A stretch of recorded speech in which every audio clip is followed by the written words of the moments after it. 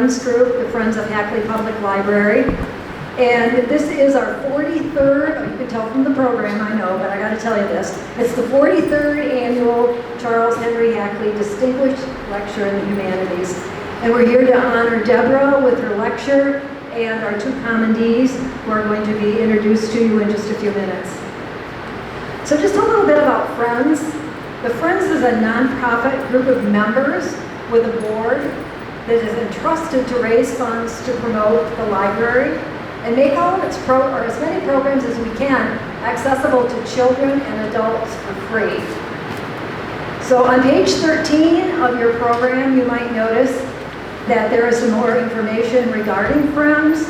And if you're already a member, we really appreciate your membership. And if you're not a member, we have some envelopes that are available at the library, and you can very easily become a member, and we would appreciate that. Also, in your program is a list of the library board and a list of the Friends board. And I'd like to recognize those that are here in person and ask the library board and the Friends board to please stand and be recognized. Don't be bashful. Thank you so much for giving us.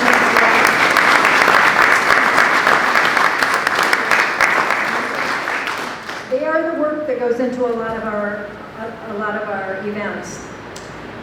Also, this endeavor would not be possible without our lecture nominating committee. We get together and we review names of people that have been from Muskegon that we would like to invite to lecture. And then there is a lecture event planning committee. And I'd like to ask those people to stand up tonight and be recognized, because it really is a lot of work to put on this event. And I see Jeannie Brooks there. Thank you, Jeannie.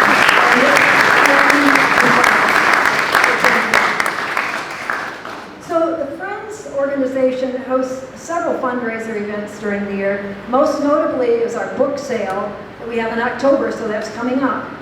And our sale of used bling things in February. And I know I've seen a lot of you at our events, whether it's the used book sale or bling, or maybe even our Barnes & Noble fundraiser that we have.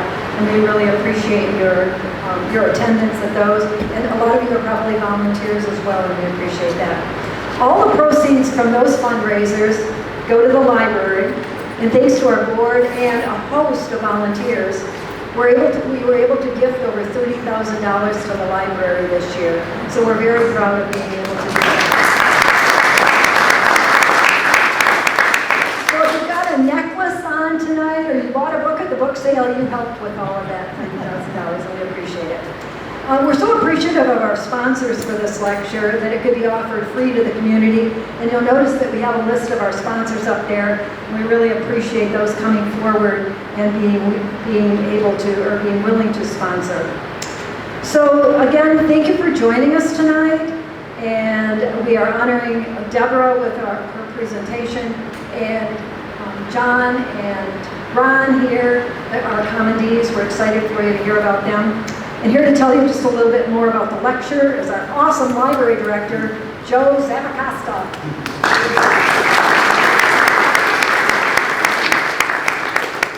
Thank you. Thanks for that. Welcome, and it's really great to see everyone here tonight, and I'm really happy I can be a part of this event. I get to help plan the event too, and I get to meet the people involved, and it's been a real pleasure to do all that, like learning about them and going and corresponding and getting this all arranged is one of the highlights of my job. I really do like it. So hopefully they never ask me not to be a part of it. I like to think that this event is sort of like a continuation of Charles Hackley's gift to this community. It's an enduring gift that if you think about how much he did when he gave this library to the community, I think he really wanted people to stay here. He wanted their families to grow. And it's sort of a testament. You can see how wonderful this community and this city is. And I think it has a lot to do with Charles Hackley.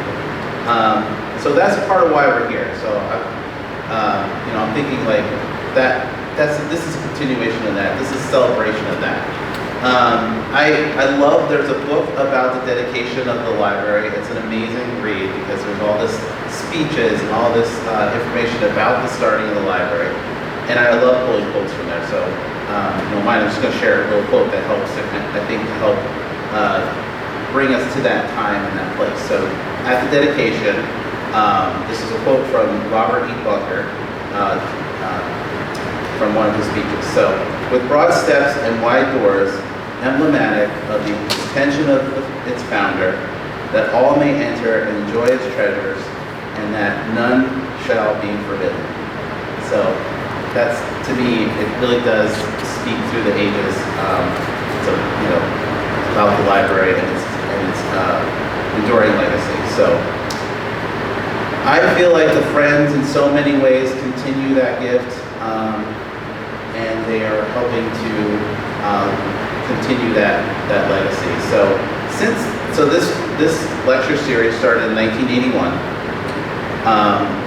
Friends of the Library were looking for a way to honor Charles Hackley, and they wanted to be around Hackley Day, which this year happens to be Saturday. So that was the intent originally, which we still do to this day. So it's been an endearing event and a continuing tradition for the Friends.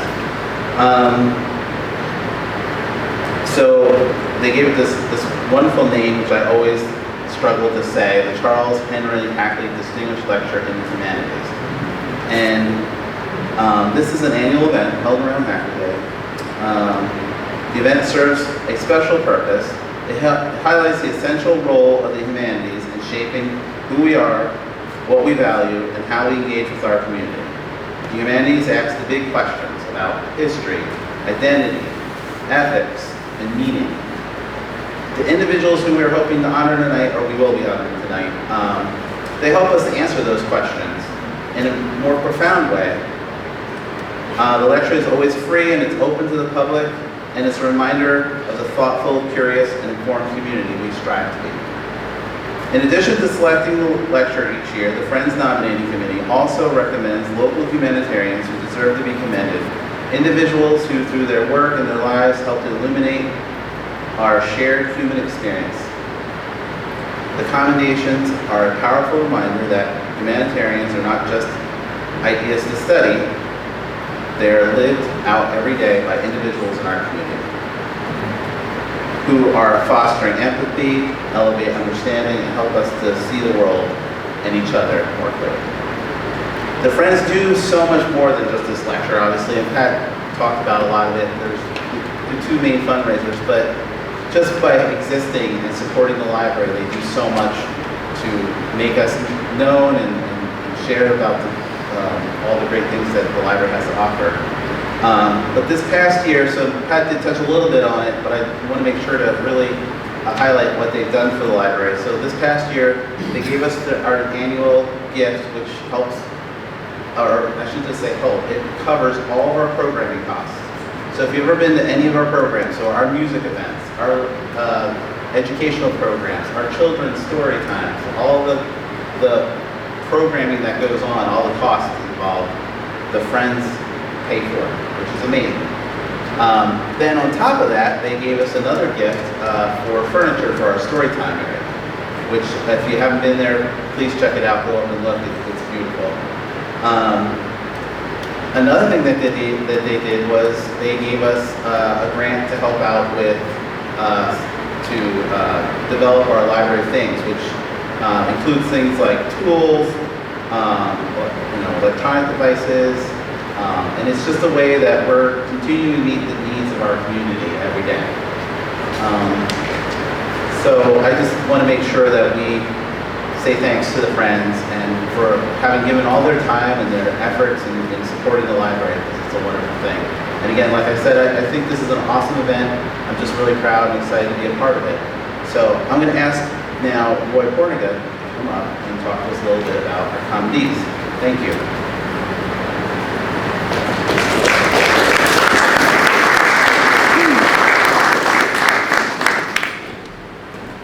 So it's my pleasure this evening to introduce John Noling as a Hackley Commendee for services to the humanities. John, I graduated from high school in 1971 here in Muskegon. That's the year you started teaching at Muskegon High School. I graduated from U of M School of Education, taught for a few years in the prison system, and then went into law. I say all of that just because it made your resume that much more interesting to me. First of all, you've been a teacher. And as far as I'm concerned, there's maybe a few that are equal, but there's no profession that is more important for service to humankind than being a teacher. Second, I was so interested in seeing the variety of stuff you've been involved in teaching. Science, government, law, economics, a great variety. Third, you did it with excellence. These are some of the awards that John has received. Muskegon Public Schools Excellence in Teaching Award, Law Day Golden Apple Award for law-related teaching. The Michigan Council on Economic Education named you Economic Educator of the Year. Additionally, you've earned the Governor's Service Award as Mentor of the Year and the Liberty Bell Award from the Muskegon County Bar Association, an award we give every year for law, teaching, law-related work. Most impressive. In addition, you've been involved in 2 Rotary service missions to El Salvador, to Honduras, and I was just told as I came in that you have just received the Legacy of Leadership Award from Rotary. And then in addition to that, you've been involved with the school boards at Holton and Whitehall. I've been on the board at the college for a number of years, and I know that's not an easy task. It's my pleasure to introduce John Noling.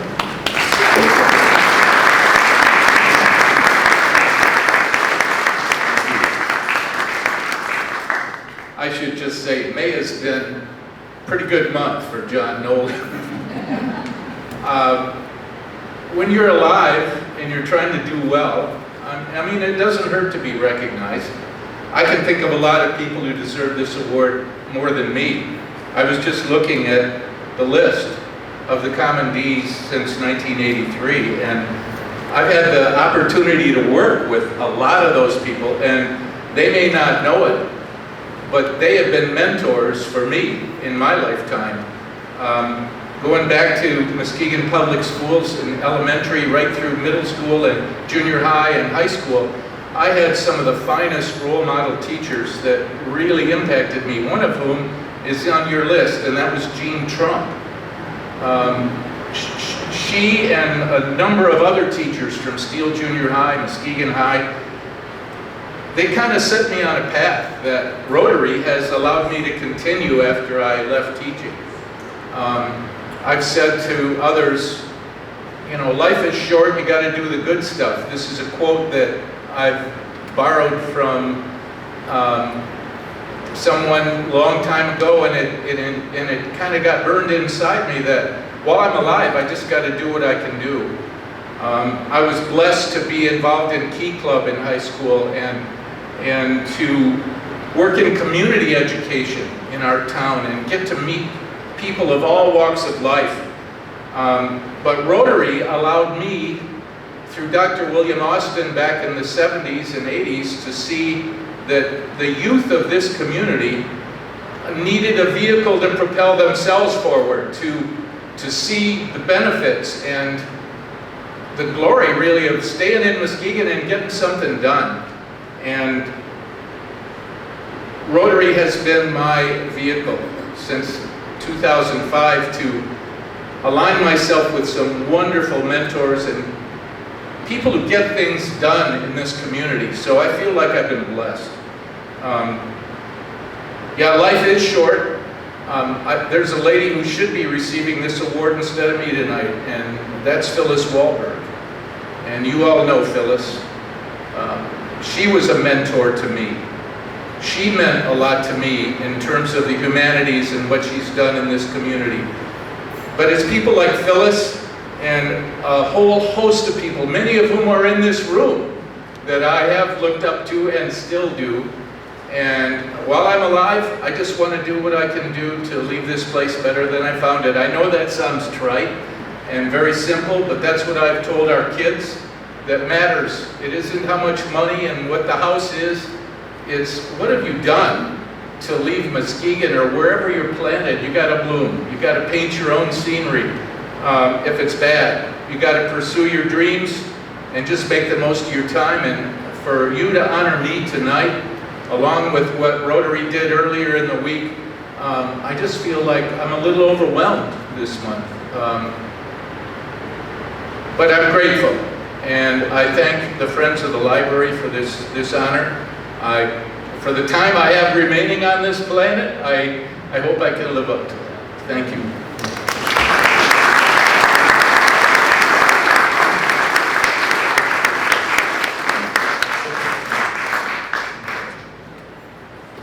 Well, you can see why he was a good teacher and continues to be a real force at Rotary. Wonderful. Thank you, John. Now it's my pleasure to introduce Ron Pesch as Commendee for services to the humanities. Ron, and everybody, I'm assuming that you have read the bios of both of these gentlemen. Ron, I too went to MCC. One of my majors at U of M was history. I love the history and arts of factual storytelling. And I see in looking at your resume how you were so involved in all of these things. Additionally, though, I see your day job was a project manager and data analytics specialist.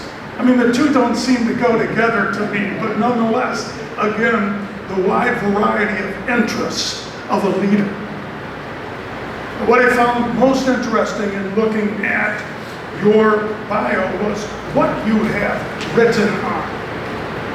The history of Big Red football, the Vaudevillian Actors Colony, the Big Red Band, safety motor coach lines, invention of the snurfer, of course.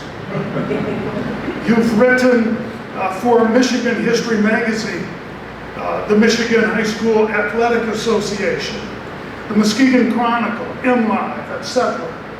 You and Jim Schaub produced the documentary Buster Keaton Home.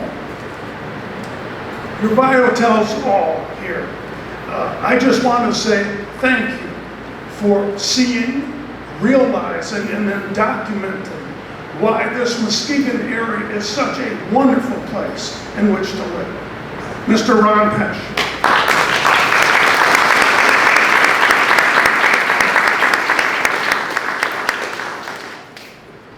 Okay, so I graduated from high school in Muskegon, at Muskegon High School in 1979. My plan was to go to the University of Michigan, but fate and finances didn't let that happen. My first job was at McDonald's. I was waiting the counter at McDonald's on Sherman one day when a friend of mine from high school, a guy named Mark Pig, came walking in, said, "You want to be a computer programmer?" I said, "Does it pay more than McDonald's?" He said, "Yes." I said, "Okay." He said, "You're hired." Just like that, my life changed. I went to work for a little company called Computer Systems over in the place that we now know as the Cheese Lady. We sold business computers to companies like Archer's Clothing, Bauer Sheet Metal, Port City Paint, and I was the staff of analysts and programmers. I was it. That move tied in to my time at Muskegon Community College, where I'm quite sure I took every class imaginable out there in my 4 years of full-time student time, while I was working full-time as a computer guy, messing up my GPA so I wasn't going to go to the University of Michigan. But one of the classes I took at MCC was something on the history of Muskegon. And I had to do a term paper.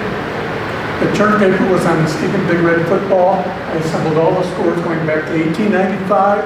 My professors were not terribly impressed. First one gave it a C, second one tacked on a minus. But that paper was a changing point for me in the sense that I took what I had, completed what was missing in that paper, to be a computer programmer. I created a computer program to get this information. To legitimize what I was doing for 4 years as a computer programmer, I had experience, but I didn't have a degree. I went off to Western. At Western, I bumped into a guy named Dick Kishbaugh, all thanks to a single phone call. Kishbaugh took a look at what I had done on Big Red Football and was impressed with what he saw and invited me along for the next 10 years to kind of hang out with him. He was a state historian for high school sports. One day, he said, I'm going off to concentrate on the college game. You're the state historian. And so I was introduced to storytelling. Did a number of things to pull together that history, but after I graduated Muskegon, or from Western, I came back to Muskegon looking for full-time work. Couldn't find any, because this was a town on the downswing, but this is where I wanted to stay. I ultimately ended up working as a computer programmer for Tool, but my hobbies led me down this path to storytelling. You never know what point and moment in your life is going to pivot everything. That introduction by Kate to computer programming changed everything. It led me down this path where I met people that I would have never met otherwise. I came back to Muskegon, Michigan, ultimately, worked a little time at the Chronicle, a little time for a couple small companies until we turned full-time, and then it was off to digging out stories. My parents were born elsewhere. My mom in Newberry, Michigan, my dad in Stevens Point, Wisconsin. But for some reason, they landed in Muskegon, Michigan, and that's where I was born. I love this town. Driving in over here today through the downtown, we've finally been discovered. The thing that's so wonderful about this town is it's got amazing stories to tell. The Smurfit, how Greyhound bus lines got its name from a little bus company here, how the Big Reds are the winningest all-time football team in the state of Michigan. All these little stories can be shared. So much of my life has been really tied to a single phone call. The one to Kishbaugh, one to Buster Keaton's widow, Eleanor Keaton, to a gentleman down in Corpus Christi who was the grandson of the guy that started this company called Safety Motor Coach Lines. One of my greatest thrills of life. The stories I can tell don't come from my days as a computer programmer. They come from this hobby that I have. I always joke, mamas, don't let your babies grow up to be historians. It doesn't pay well, but it gives you amazing stories. And so much of my life really comes down to the stories that I've gathered there. Going to Corpus Christi, surviving on McDonald's sausage burritos for a week, as I went and dug out what I could on that story to give it to Michigan History Magazine to have to prove that what I was telling was the truth. It's just an absolute blessing. People that have passed through my life because of that are amazing. I've been to California multiple times for projects tied to Keaton, to Texas, to Corpus Christi, and the guy down there saying, and the librarians over at Hackley Public Library, who was so very, very kind when I was doing that big red research, to basically give me access to the room where all the yearbooks were. I can't thank them enough. To Bart Martin at the County Museum, who directed a phone call one day from New Jersey to me about Buster Keaton. I'm blessed. I'm lucky to have 2 kids that tolerate a father that takes them on paths that they never know where they're going to go, and always me trying to tie it into something that happened in this city.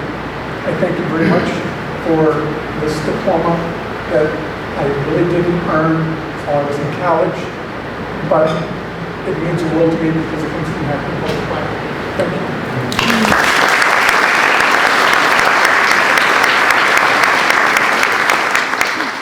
Next, I'd like to invite Wendy Kirschman up to the podium, who I had the pleasure of meeting through the planning of this event. And what I've learned is that she's a longtime friend of the family. So, welcome. Thank you. Those of you, can you all hear me? What? Those of you who know the Martins. Sorry, what? You can't hear me? A little better now. Oh, better? Okay. I'm almost swallowing this thing. Those of you who know the Martins know there has been a long and close relationship between the Martin and Kurzman families for years. To this point, when I was first introduced to Dr. Deborah G. Martin by her mother Ginny, she weighed about 8 pounds, had a mop of black hair, and the biggest eyes I've ever seen. Little did I guess that Debbie, as I knew her to be then, would come back to Muskegon as our Distinguished Lecture Series choice. Deb is now Professor of Geography in the Graduate School of Geography at Clark University, Worcester, Massachusetts. She received her master's and PhD at the University of Minnesota, graduating with her doctorate in 1999. Almost at the same time, she married Dan Schertzer, and Buzz and I were present at her wedding in Minneapolis. When I asked her about this timing, she said, "Yes, that was a busy year. I also got my first academic job at the University of Georgia, and that year we moved to Georgia in July." Now that's the Deb I've known since childhood. She has a sense of humor, always curious and on the go, whether learning to water ski with our children on Bear Lake. By the way, she never gave up, did you? Never.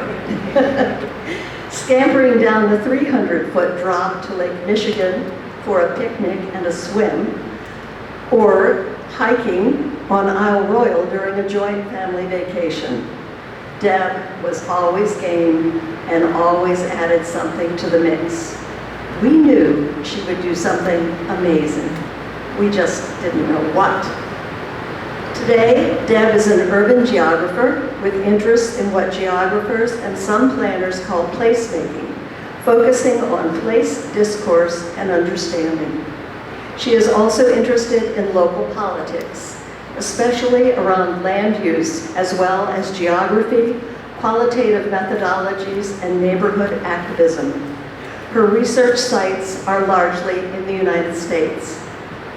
Dr. Martin was part of a National Science Foundation funded research project on housing community land trusts in Minnesota in the mid-2010s.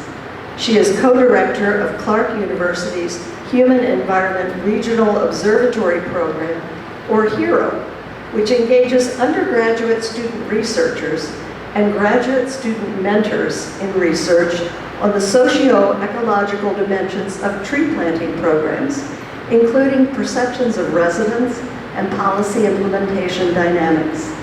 That work is mostly in Massachusetts and examines a state program called Greening the Gateway.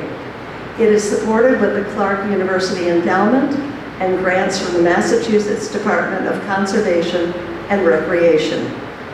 Deb and her husband Dan have been an active part of their community in Worcester. They have worked tirelessly for their synagogue, and Deb has served as its president. Academic achievement runs high in their family. Their daughter Naomi recently graduated from Lafayette College in Pennsylvania with a civil engineering degree, and now works for a firm in Boston.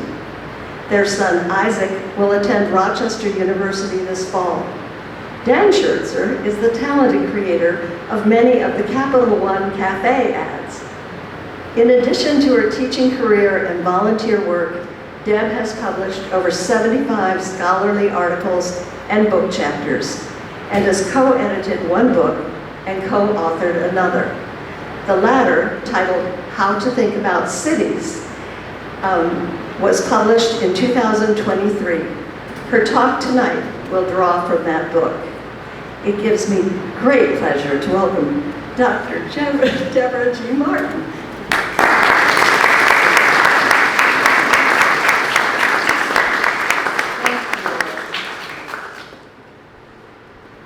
Hello, everybody. Can you hear me okay? So far. So far. Wave at me if that doesn't stay the case. So I want to start by saying thank you. Thank you to the Friends of the Hackley Library for inviting me for this lecture. Thank you all for being here. Thank you to Joe for helping to organize all the details and giving me a fantastic tour of the library today. Thank you to my cousin Marty for hosting a lovely dinner last night. I want to thank the Commendees for sharing tonight with me, and congratulations to you both. Fantastic bios and wonderful to share tonight with you. So I am going to talk to you about placemaking and urban geography. And so to start doing so, I want to acknowledge my collaborators. I will be talking about sort of two different parts of my work, and both involve collaboration. And my two primary collaborators on the screen here, Dr. John Rogan is a colleague of mine in the geography department at Clark University. And he and I co-run, as Wendy mentioned, the HERO program, Human Environment Regional Observatory. We use an endowment at Clark to pay undergraduate students to do research in the summer, and then they pursue independent projects over the year. John is a biogeographer. He really studies trees and vulnerability of trees. And as you've heard, I'm more of a social scientist, and I'm interested in place and things that happen in cities, land use conflicts, and neighborhood activism. And we work together doing mixed methods research and involving our students. And then my colleague at a different university, at the University of Aberdeen, Dr. Joe Pierce, he actually was my PhD student about 15 years ago. And he and I have continued to think and write together. And he was the co-author on the book that Wendy mentioned. So I'm going to be pulling from work that I do with both of those fellows. I'm going to start with explaining a little bit about what urban geography is and what it means to theorize place, and then I'm going to tell you a couple stories and conclude. I'll make it, I think we just made that sound faster than it's going to take. But, so urban geography, what the heck is that, right? First of all, urban. Urban refers to built up human infrastructure. It usually references places that have population density and heterogeneity, or population diversity. Cities usually have a variety of economic functions. They're places where things are produced, but they're also places where things are consumed. Production and consumption involves people, and it involves lots of different kinds of infrastructure. So that's urban things. Geography. The Greek for geography is writing the earth, right? So that's what the word literally means. There's sort of two ways that we tend to explain what geography is. It's the study of space, place, and scale. I'm going to talk about what place and scale are in the course of my two stories about Worcester. The other way that geography talks about itself is to explain that it is the study of human-environment relations. So the study of us all in places and in relation to the physical environment. So that's urban geography, is putting those two things together. It's the study of urban space and place, looking at the form, the function, the landscapes that are produced in these dense, heterogeneous places. It's the natural environments, it's also built environments, and it is also about movement and connection.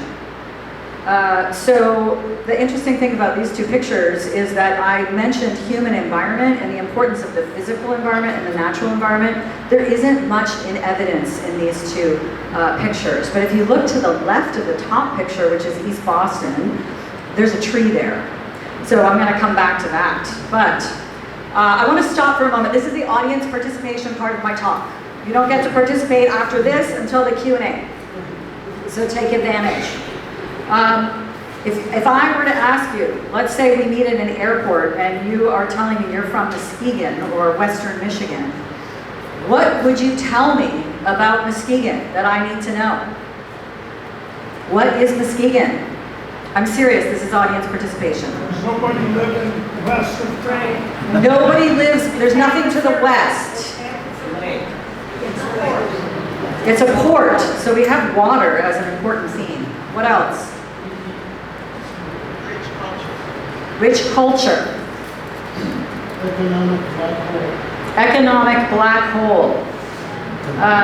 Maybe right now. What about the past? It's the town that built Chicago twice. Okay, and somebody, industrial, that was another word I heard. Okay. It's evolving. Evolving, okay. Destination. It's a destination, all right, thank you. Okay, we'll come back to this, all right?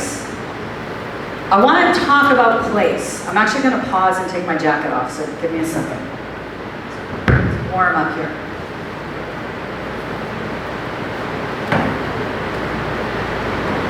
Okay, what does it mean to talk about place? I like to talk about place because for me, and when I talk to people who aren't necessarily academic geographers, place helps us think about the grounded materiality of our lives and of everyday life, right? Like, were you in a car today? You probably were because you're here, and if you're in Muskegon and you're getting around, you're probably getting around mostly by car. You might be taking a bus, but probably a car. Unless you live in the neighborhood around here, you probably didn't walk here, right? So think about that, how you got here, what you saw, right? Place helps us think about that. So I like it for that reason. The power of our spatial imaginaries. In a piece that's in review, as we like to say in academia, that means it's not published yet, but other people are reading it and thinking about it.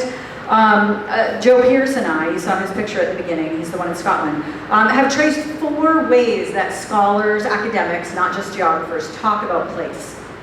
So the first is also the way you probably talk about place. It's the everyday vernacular. Place we usually mean to mean like a site, and we usually mean it's something that's local, and we don't really theorize beyond that. We just say place and we know what we mean, right? Another way that we see in the scholarship that people talk about place is a humanistic kind of meaning, where they're talking about the affective experiential. So somebody said economic black hole. There's a lot of affect, a bit negative, and experience that's in that statement, right? If you talk about the water, that there's nothing west of Muskegon. Well, there is a tremendous something west of Muskegon. It's Lake Michigan, right? So that's also something that we can affectively experience. And what I remember from being a kid and swimming in Lake Michigan is that it's wicked cold. Sorry, wicked is Massachusettsism. There's a little bit of other place that I just brought to you. It's phenomenological, which means it's what we experience, right? So that's the humanistic meaning. The material meaning of place is most oriented to the physical environment. Its place is a manipulable setting. What do I mean by that? I mean that in this room, somebody, before we all arrived here, set up all these chairs. By doing that, they signal that what we're going to do in this place, this evening, at this space and time, is the majority of the people in the room are going to be listening to people who are up here talking, right? So it signals a bunch of things about what this place is for at this moment. And if we took all the chairs out and you all had come into an empty room, we probably would have found ourselves gathering in groups and talking to one another in small groups. We would have had a different set of signals about what the place is for. And so that planners use that sense of place a lot, the idea that it's manipulable, and by manipulating it, you can kind of create the social environment. The last kind of place is the one that academic geographers like me use, relational place. Relational place is highlighting the idea that places are social and they're also political. That is, again, I'm at the front, I have the microphone, I have more power relative to all of you because I'm kind of controlling what's going on at the moment. Somebody could transgress that and then we'd all have to kind of figure out what to do about that. But it's relational. How we relate in this space, right, is shaped by what's in it and how we understand that.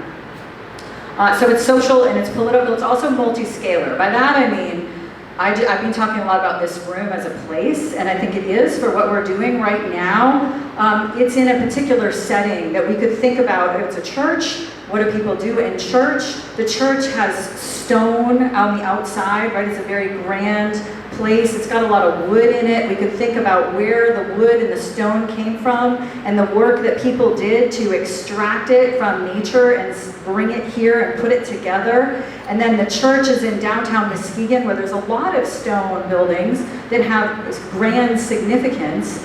And then Muskegon is on Lake Michigan, and there's a whole western Michigan environment that's all part of the place, right? So that's the multiple scales that I talked about, where I'm shifting from right here to the downtown area to the region. And that is what relational place geographers want us all to be thinking about, is that it's multi-scalar. So those first two, most often people tend to talk about place as it's a thing or a location. The second two, the material and relational place, it's more often a process in space-time. That is, it's always in flux. It feels semi-permanent, but it changes, right? So I'm gonna get some water.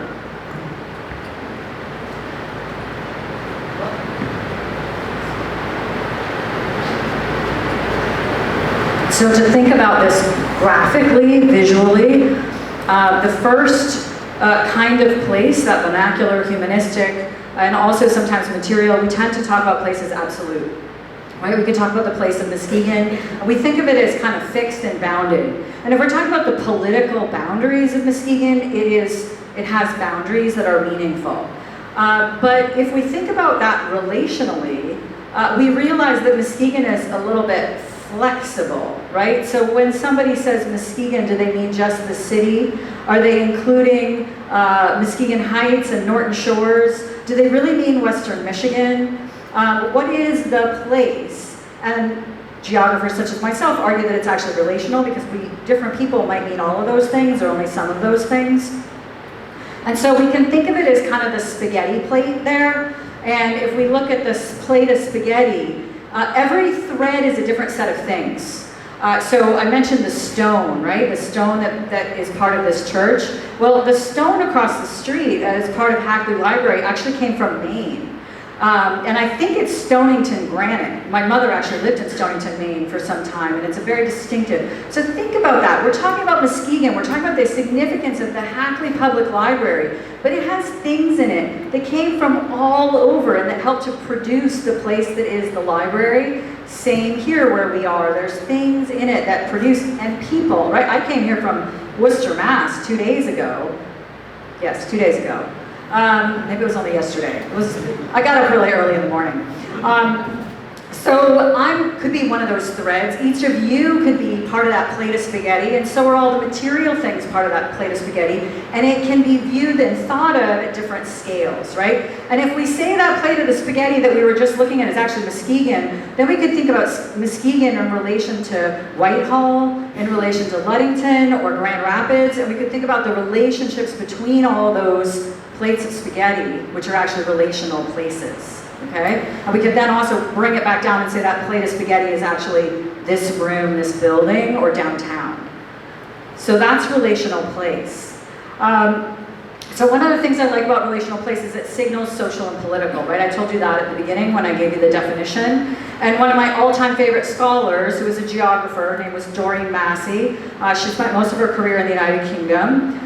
She argued that places pose in particular form the question of our living together. And this is the central question of the political. What I like about this quote is that it reminds us that places are political, but it also reminds us that political things are always geographical, right? So that's probably all I need to say about that, because I need to get on with my stories. So I've got 2 stories about Worcester for you.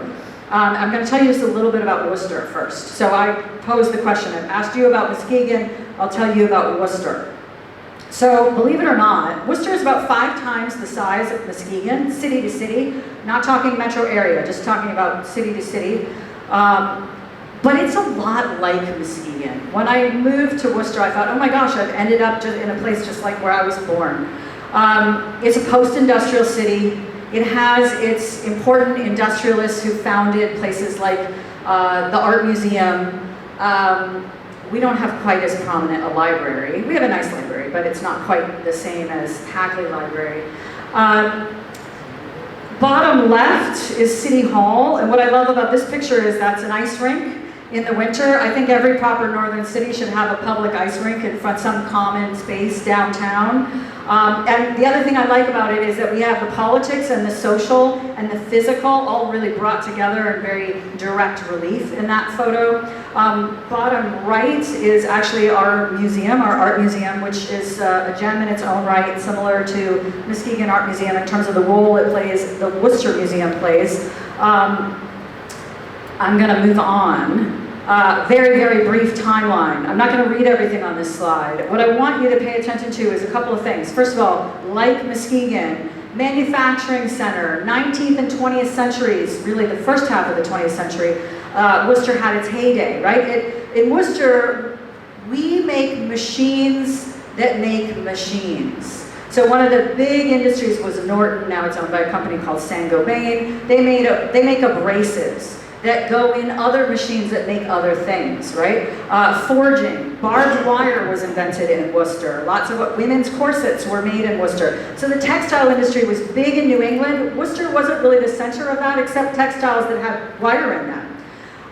It's now a transportation hub because it's in central Massachusetts.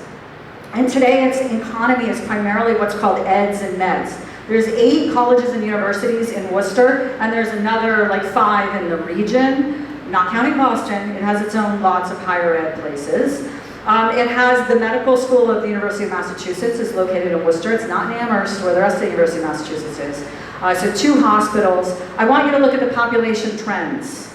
Okay, look at 1950, over 200,000 people.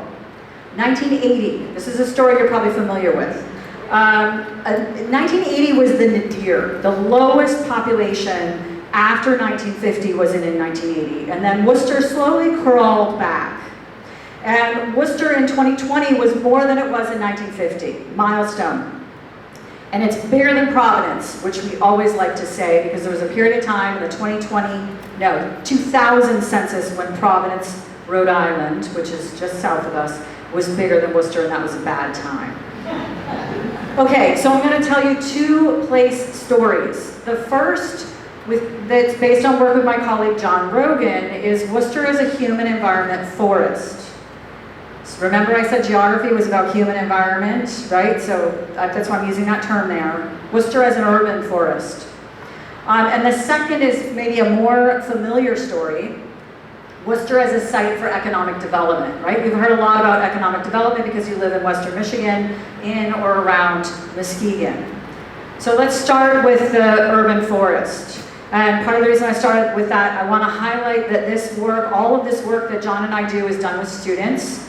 We have students who work with us, data collection, data analysis, and they present the work to stakeholders, people like foresters and city officials and state officials at the end of every summer. So couldn't do this work without students, and they're part of the Human Environment Regional Observatory. So John and I started working together in 2012. The program's longer, but since we started doing it, it was urban forestry. And we started with an interest in this work and realized that we could work together because we do totally different types of research, that we could combine our research interests when attention was drawn for us to Worcester's vulnerability as an urban forest. And so we started to understand that there was a common human environment issue. So that's disturbance, right? And we don't really think all the time and talk about cities as facing natural disturbances, except when there is a disturbance and we notice, right? A hurricane, floods, chestnut blight, right? 1912 started to affect the trees of Worcester. 1923, this photograph is not from 1923. It's from 2008, but I figure it looked roughly the same, right? Trees with ice on them. The trees that are weak or old have limbs that fall down, and chaos ensues because they tend to fall on built property, right? Urban, human built up stuff. In 1951, they discovered the Dutch elm disease, common story, northern part of the United States. And in 1953, kind of a famous event was that there was a tornado. I don't have a picture of it, sorry. And the meteorologists and climatologists tell me that this was a really significant event because 2 things happened. People who study tornadoes realize they don't only happen in the Midwest. They can happen in some place like New England in an urban place. They didn't really think much about that before, like a pretty big city. 1950, remember 1950 is the height where they got over 200,000 people before the 2020s. And what they did when a lot of trees were taken out in the northern part of the city, which is higher elevation, is the city then planted a bunch of Norway maples. We know nowadays it's not a good idea to plant a whole bunch of the one species. And by the way, Norway maples, you can tell from the name, are an invasive themselves to New England. So then what happened in 2008, two things happened. I'm actually going to focus on the second picture first. The longhorn beetle, also called the Asian longhorn beetle, was found. And because of Worcester's industrial past and present, because we still have industry in Worcester, a beetle or several beetles probably crawled out of some wooden pallets that came from East Asia. And then they crawled their way, because the longhorn beetle is not a big flying beetle, to the urban forest that was closest, which was northern Worcester neighborhoods, which was where the tornado was, which is where all the Norway maples were. So they created quite a feast. And then there was an ice storm at the end of 2008, and a lot of tree limbs came down. In fact, the schools were out for 3 weeks. My kids were much younger then, it was pretty miserable, because the buses couldn't get through northern Worcester. And even though other parts of the city didn't even have tree limbs come down at all, they had to shut down all the schools, because if one school is closed, they're all closed. Small enough city that they do it that way. So we've come to understand the urban forest as a place where there's all kinds of cycles of development and deforestation, disturbance, and sort of revitalization. So we looked at this in a couple of different ways. We studied what happened. The longhorn beetle, I mentioned, was found in 2008, and what the federal government did, the United States Department of Agriculture does not like invasives, and they try to stop them. So you can see where Worcester is. I've finally shown you a map of all of Massachusetts, and Worcester is in the bottom right inset map of purple. The white little shaded area, we see Worcester plus its surrounding towns. Go to the inset, the top right of this map, and that's the surrounding towns with that red line around part of them. That's the regulation zone that was created to try and stop the beetle. What that means is they cut down all the trees that have the beetle in them, and as many trees around those infested trees as they thought was appropriate to stop the beetle. Which means that in those neighborhoods, so now the main map is just the two northern neighborhoods of Worcester, that little almost triangle with the black line around it in the top inset map. All of the purple is a tree that was cut down. Over 35 trees were cut down by the U.S. Department of Agriculture and the Department of Conservation and Recreation, because it's what had to be done. People were very upset about this. It destroyed their neighborhoods from their perspectives. And when we looked at the tree loss with our teams of students, we found a number of effects. And these are mostly just the biophysical effects, except for the bottom right, which I'll get to. So temperature increased 1.8 degrees Kelvin in the highest tree loss areas. The summer warm period was extended, and this is compared to what's going on where tree loss wasn't happening. So it wasn't just like, oh, well, we're all getting hotter. It was actually, and even more so, in areas where there's tree loss. Electricity use increased. We did not do that study. That was a study out of UMass that got access to electricity bills. UMass has a little bit more sway with our utilities than Clark University does. We're a small research university. However, when we looked into the causes of the tree loss, the people in those northern neighborhoods where you can see the orange and the red, they lost the most trees there. And most of that tree loss was due to the cutting for the longhorn beetle treatment. But 47%, almost 50% of the loss in the entire area was due to development. So it's good to remember when humans are behaving in urban and semi-urban places, a lot of times we are the disturbance, but it happens slowly over time, so we tend not to notice it.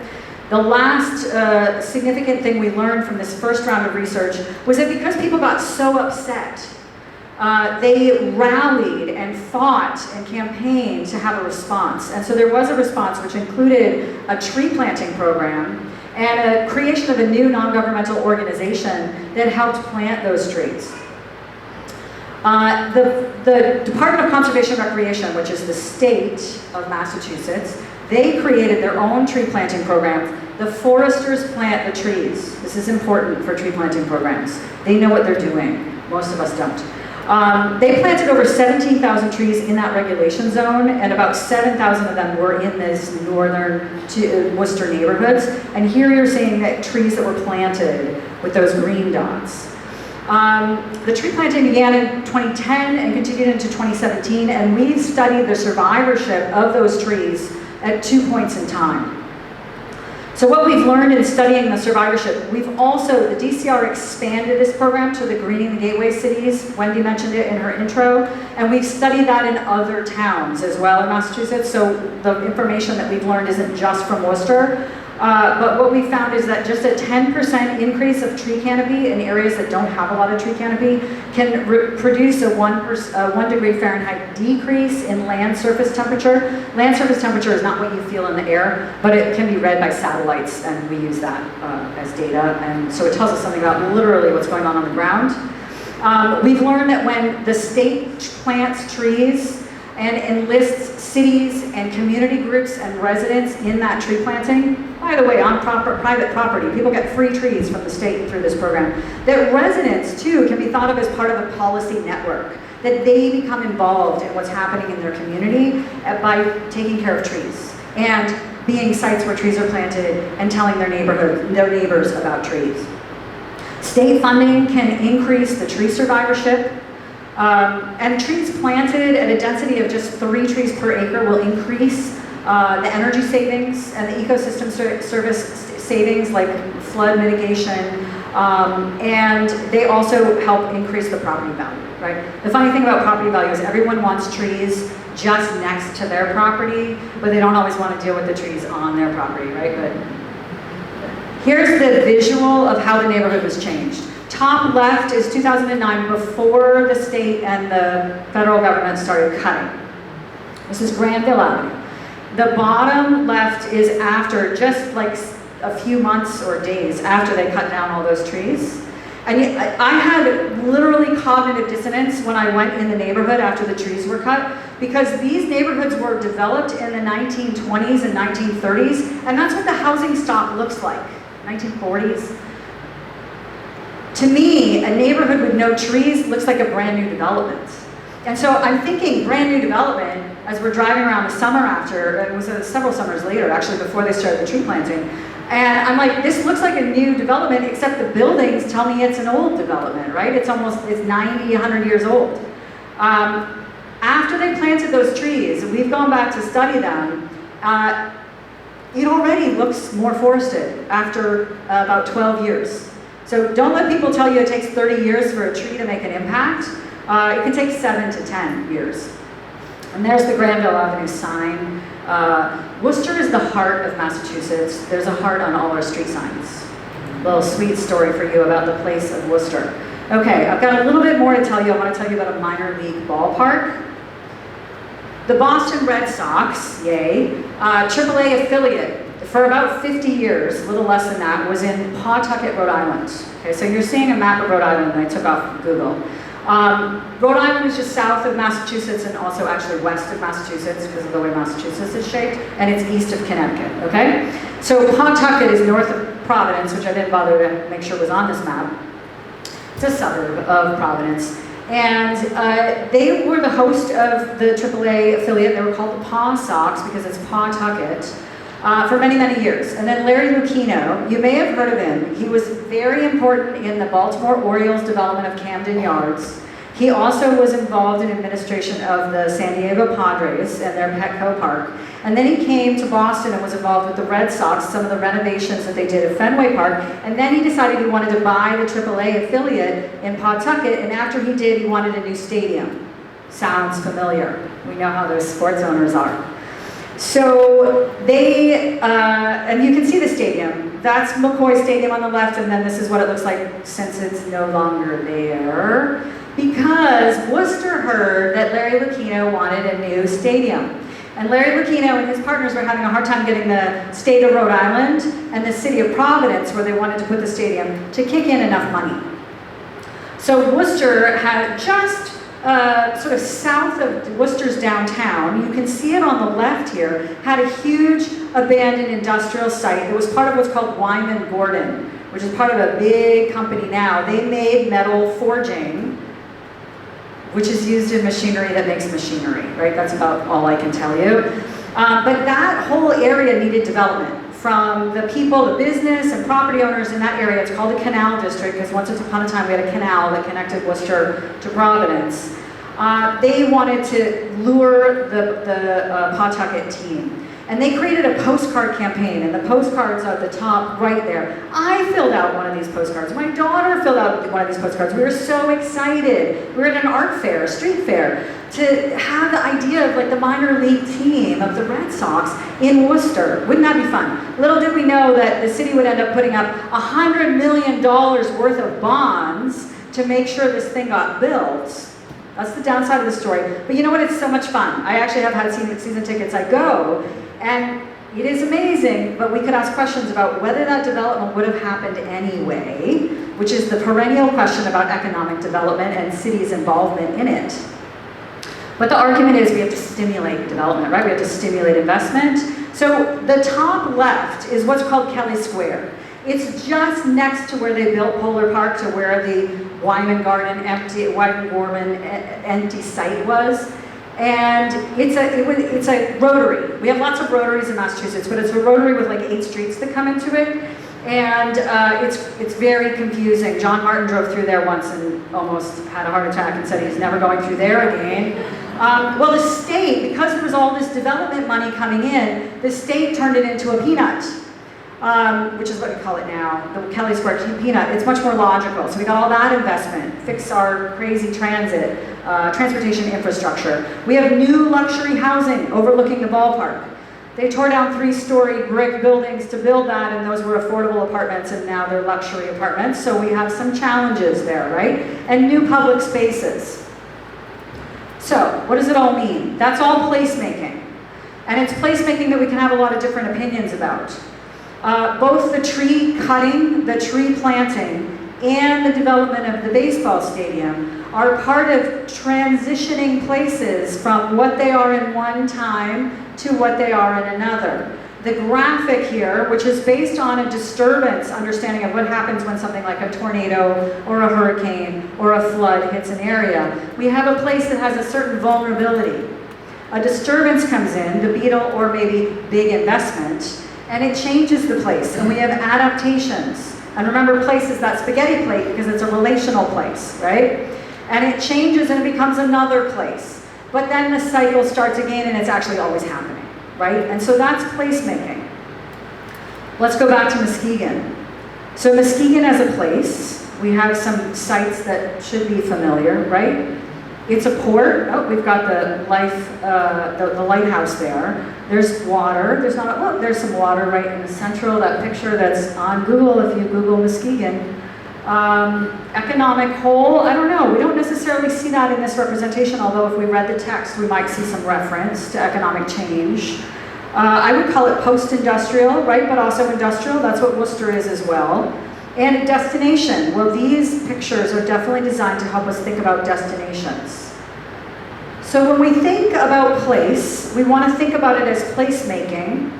And we want to understand that the social and the political, those contests, conflicts about what should happen and who's going to invest and who's going to benefit, and the material site that changes, both its natural environment and the physical environment, all make the place. And we're all involved in that, consciously and unconsciously, and with more power or less power.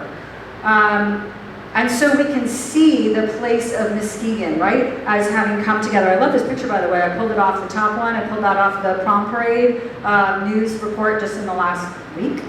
So thank you very much, and please let me know if you have questions.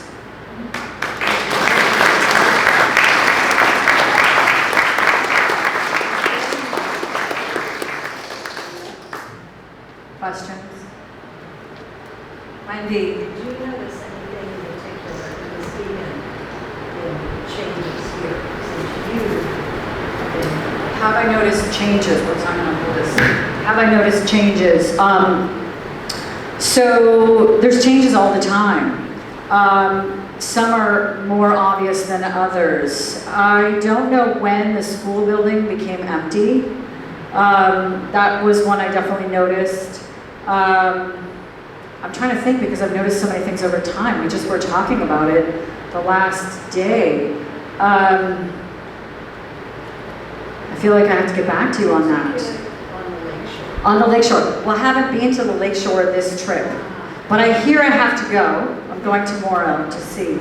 I know there's some controversy about development, and that is a perennial urban story, right? What should happen, what is happening, who benefits, who pays.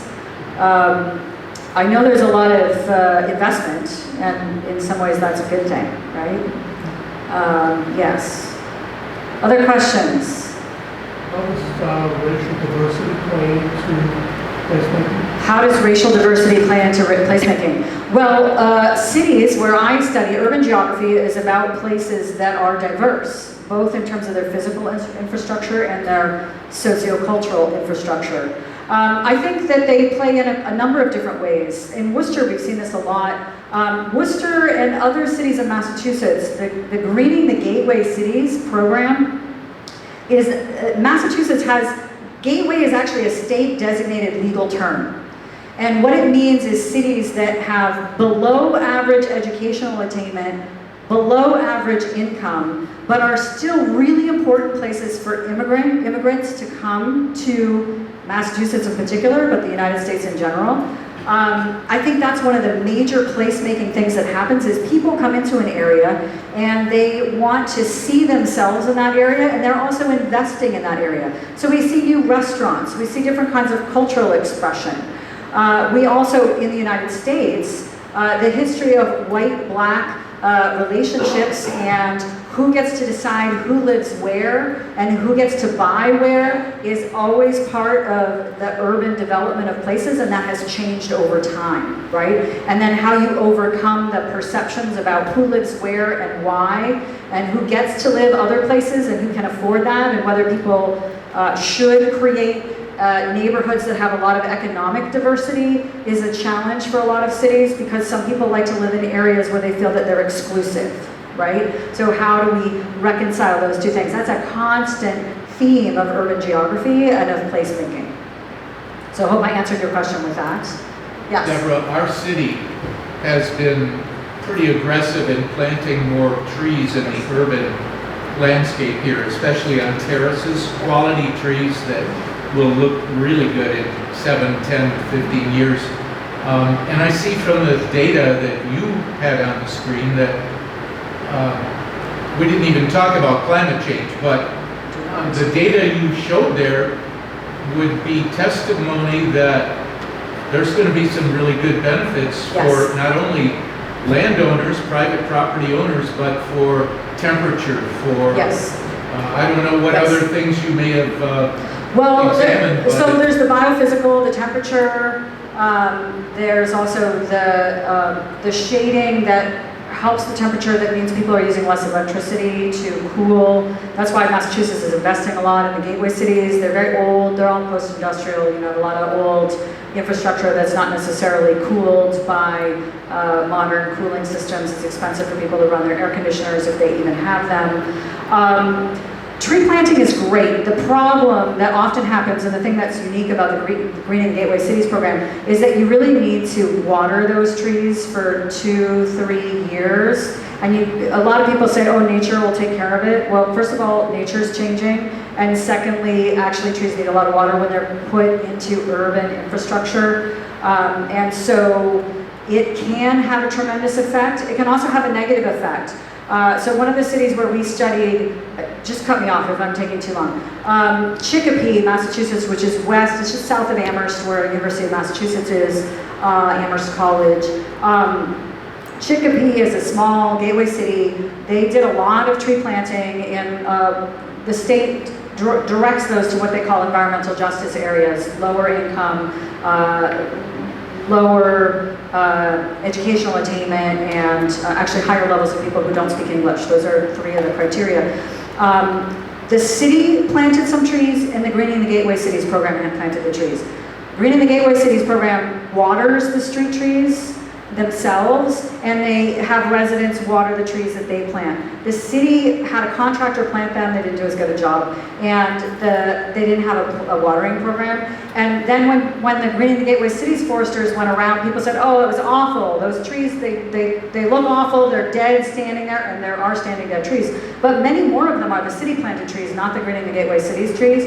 But if you plant trees and you don't take care of them, they're a nuisance for people. And it actually adds to the negativity that people feel about the landscape because there's dead trees in the landscape. There's also, when they survive and thrive, they drop leaves and sometimes their limbs fall down. So you have, maintenance is an ongoing issue. But people love standing under trees in the summer and talking to each other. So it also creates a positive social environment. And in those neighborhoods where they cut down the trees, that was one of the things people said, is that we don't go outside and talk to our neighbors in the summer anymore because it's too hot. We can't stand under the beautiful trees we used to stand under. Now they can again. Yes?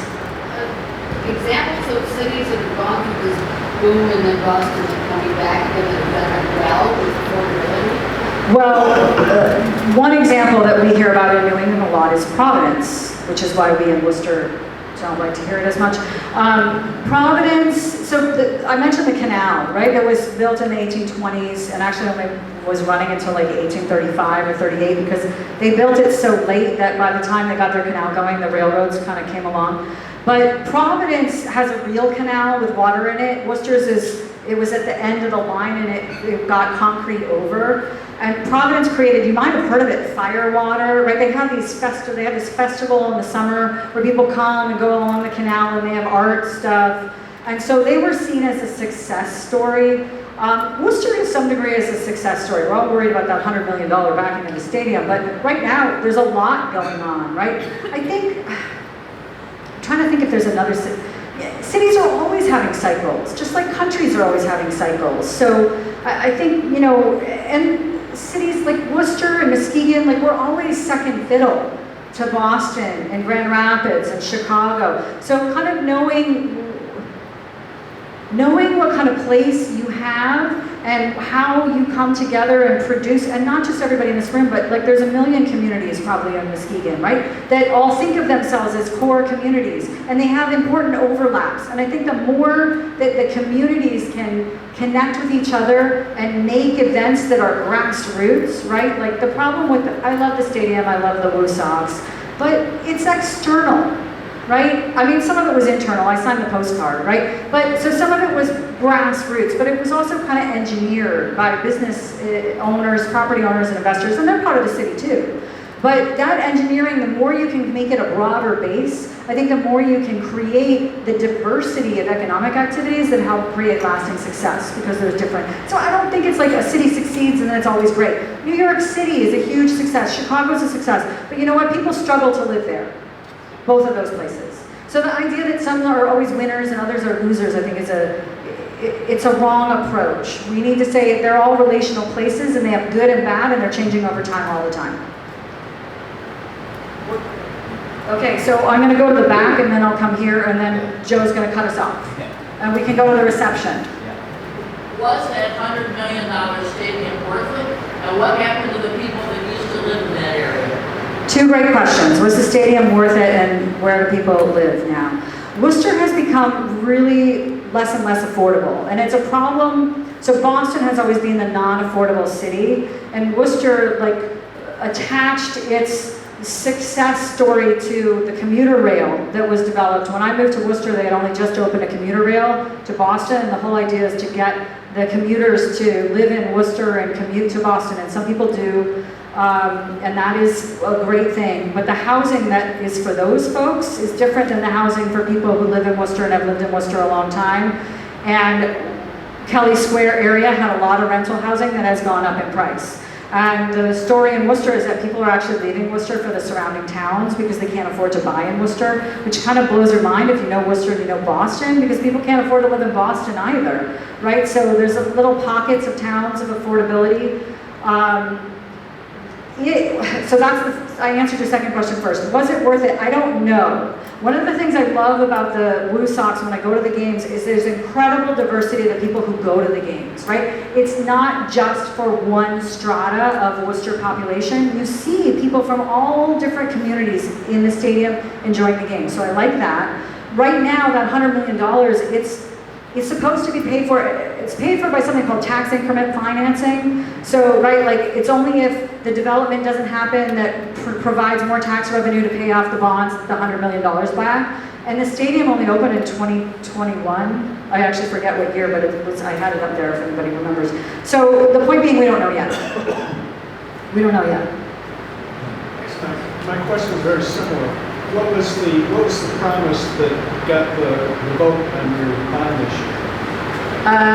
Okay, so the bond issue, so we don't vote on that at the city level. That's our state legislature and the city council. They do vote on that there, but it's not like a referendum. So it's different politics than I guess it works here, because I've heard you have all kinds of special purpose referenda. We don't get to do that. We vote for our representatives who then vote for these things. It's a 10-member city council for a 200,000 population city. And yeah, not everyone loves what happened, and we'll see. A lot of people like the baseball games, but yeah, we're uncertain about the other stuff.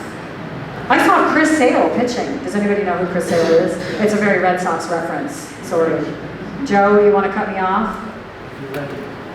I'm ready. I think I've exceeded my time.